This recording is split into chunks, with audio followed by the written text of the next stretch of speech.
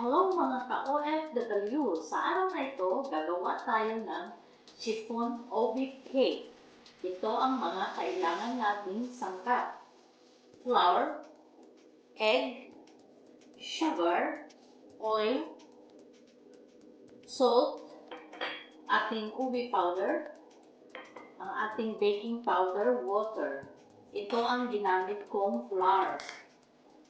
Ang all-purpose flour, patent flour ng Quaker Mill. At saka ang ginamit kong oil, ang dalal oil. Ngayon, i-separate natin ang ating egg yolk at saka ang ating egg white. So, siguraduhin po ninyo ang ating paglalagyan ng egg white ay wala siyang tubig, tuyo na tuyo para hindi masira ang ating meringue mamaya.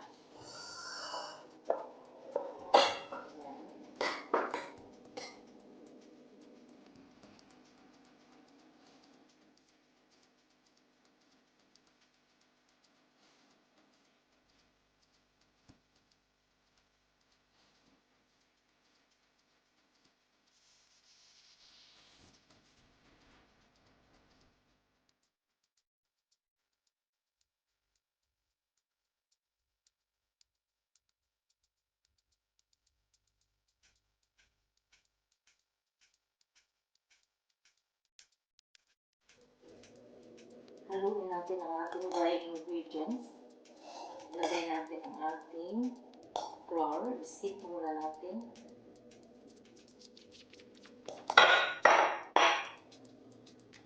Ating baking powder. Ating salt.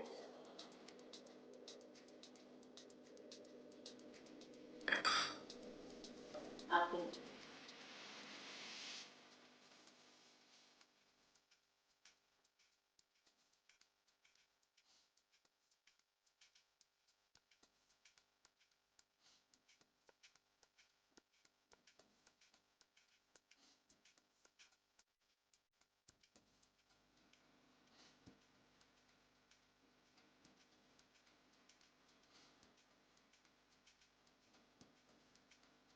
mix natin ang ating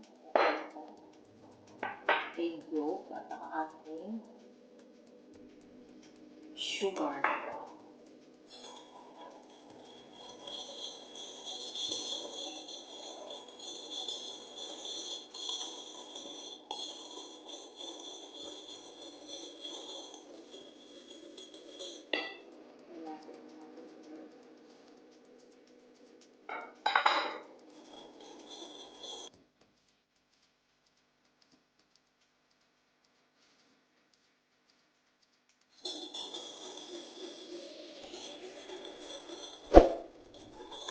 Ayan, nag-save ang ating kulay. Dahan-dahan natin ilagay ang ating mixture. Ang ating dry ingredients.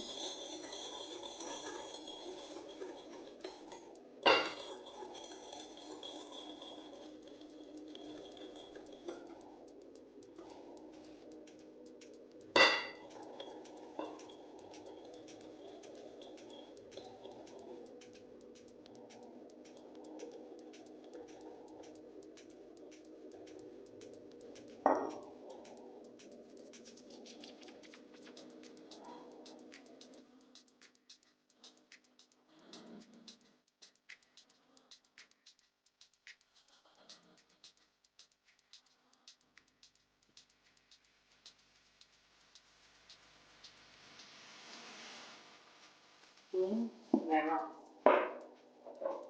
So, ating meron. Lagyan natin.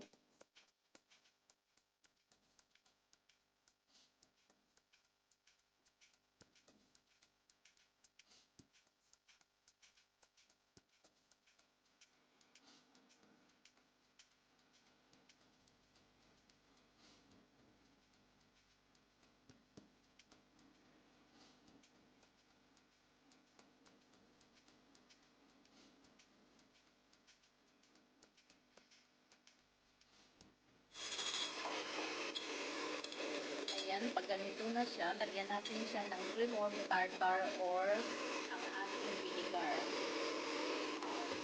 1 teaspoon lang ng vinegar. Tapos, dahan-dahan ilagay ang ating sugar.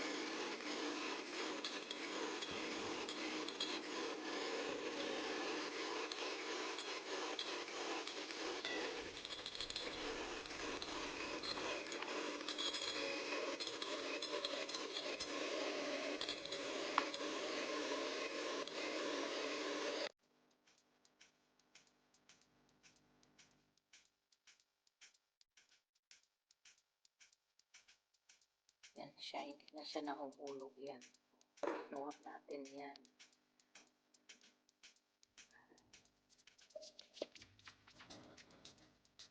Ayan, tapos na ang ating meringue. Ngayon, i-fold naman natin siya sa ating ginawang butter kanina.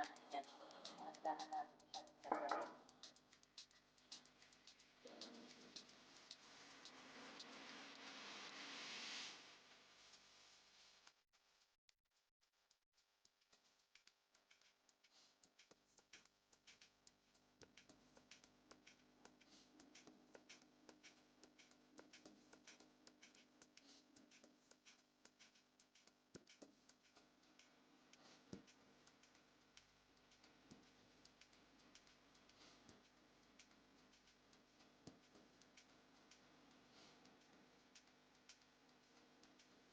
Natin halo na sa lahat. Pwede na natin siyang ilagay sa ating prepared baking pan.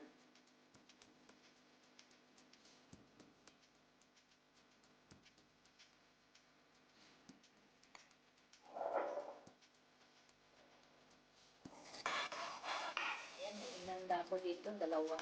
Isang round pan at saka itong may butas sa gitna. Unahin muna natin lagyan ito ating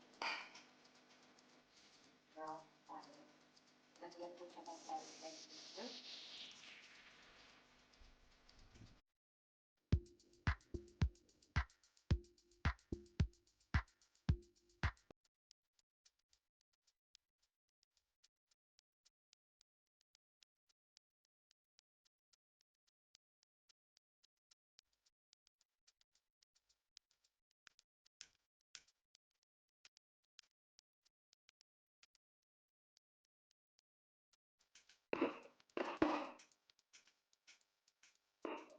Ayan, i-bake lang natin siya ng 30 to 45 minutes sa ating preheated oven number 4.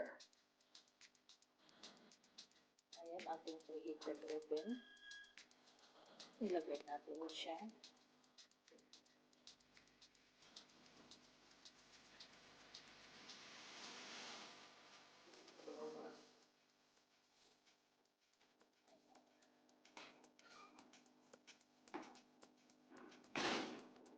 Ayan guys, pagkatapos natin siyang ilagay, kailangan wag nating buksan hanggang 20 to 25 minutes para hindi mag-submerge ang ating or hindi bababa ang ating chiffon cake. Yan, wait lang natin siyang maluto. Ayan, ito na yung ube cake natin.